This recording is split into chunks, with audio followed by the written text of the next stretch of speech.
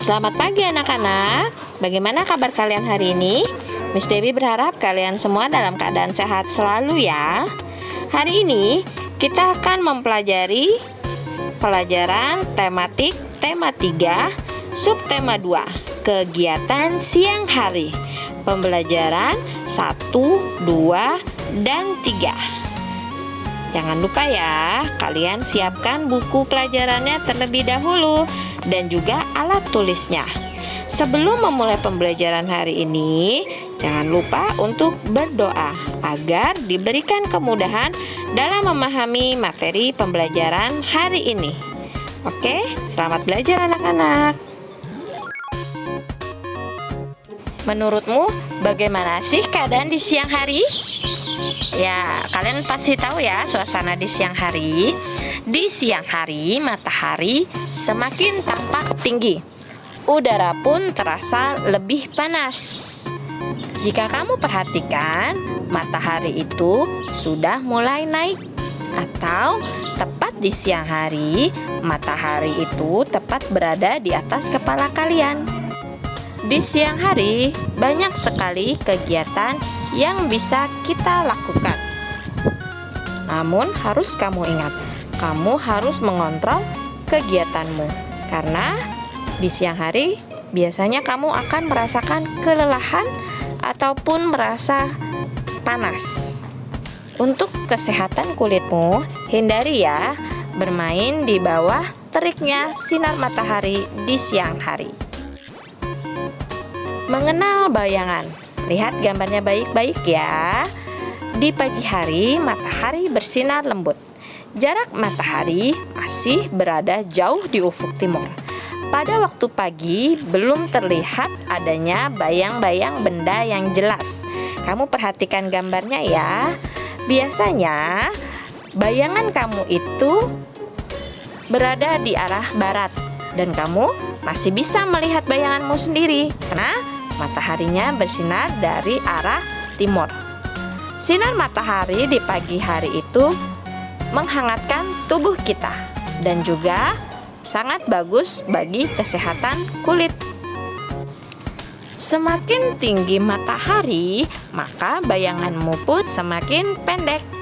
Jadi kamu bisa melihat sendiri bayangan kamu apabila semakin siang, maka bayanganmu akan semakin pendek. Ketika matahari mulai meninggi, benda yang terkena sinar menghasilkan bayangan. Bayangan timbul karena cahaya matahari terhalang suatu benda.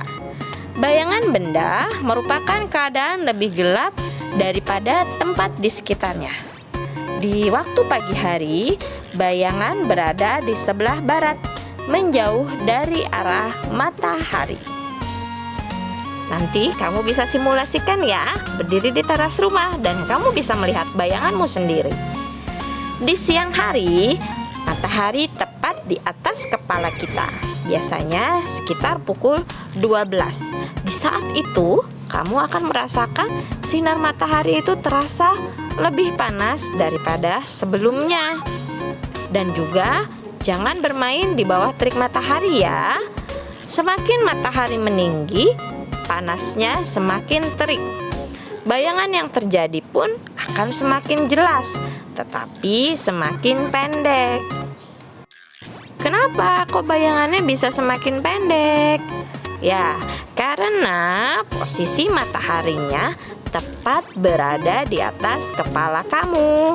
Nanti siang kamu bisa praktekkan langsung ya.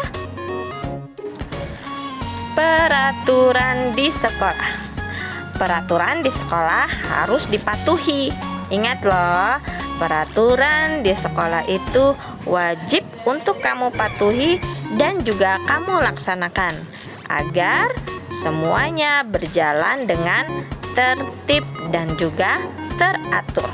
Walaupun kamu belum mulai bersekolah seperti biasanya, mari kita pelajari aturan apa saja yang ada di kelas.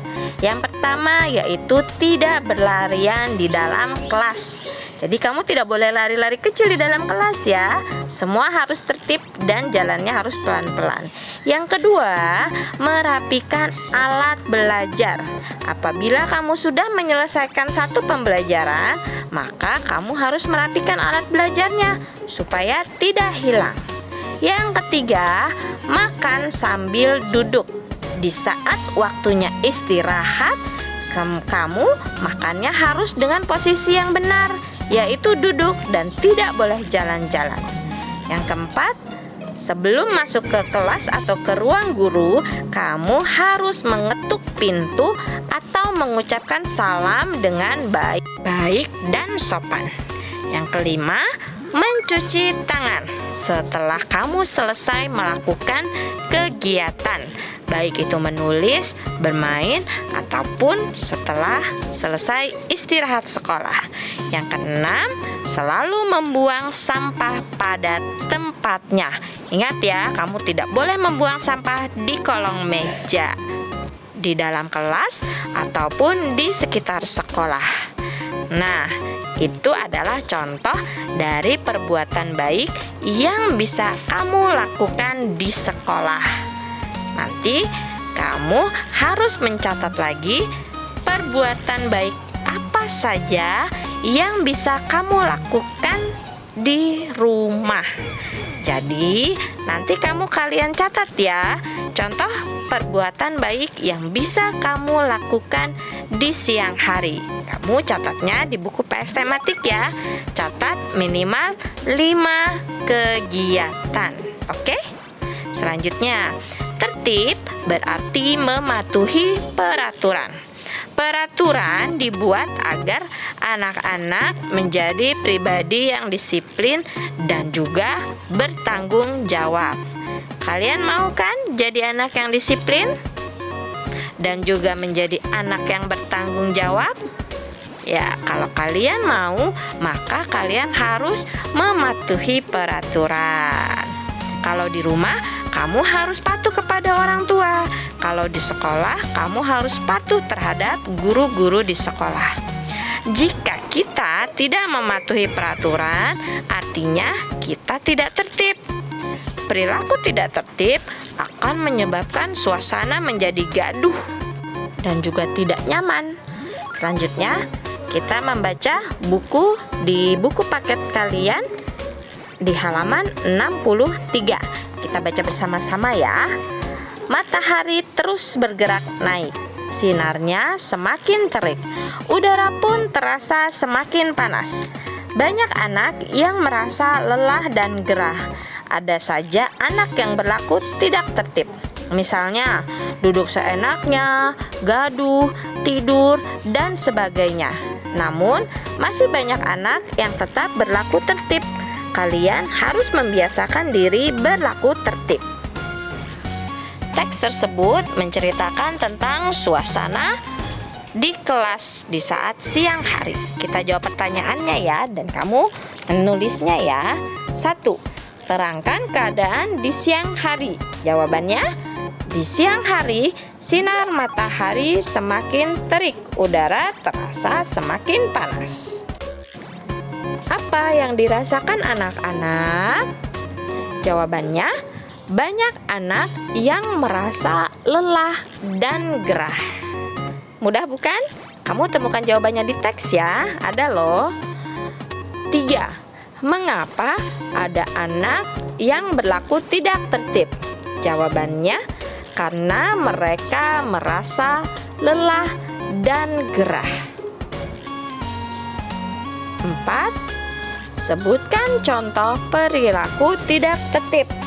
Jawabannya, duduk seenaknya, gaduh, tidur, dan sebagainya. 5. Bagaimana penilaianmu terhadap perilaku seperti itu? Jawabannya, sikap seperti itu tidak baik dan tidak boleh ditiru. Kita harus membiasakan diri berlaku tertib. Selanjutnya, menyusun huruf menjadi kata. Ada di latihannya di halaman 6 ya. Huruf K, I, N, A menjadi naik. Bisa ya anak-anak? Yang kedua, N, A, S, I, R menjadi sinar. Yang ketiga, KERIT menjadi terik.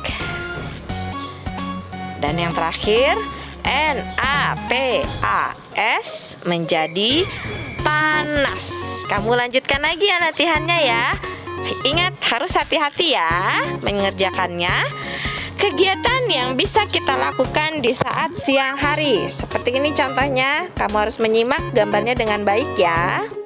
Kegiatan ini ada di buku paket kamu di halaman 68 ya.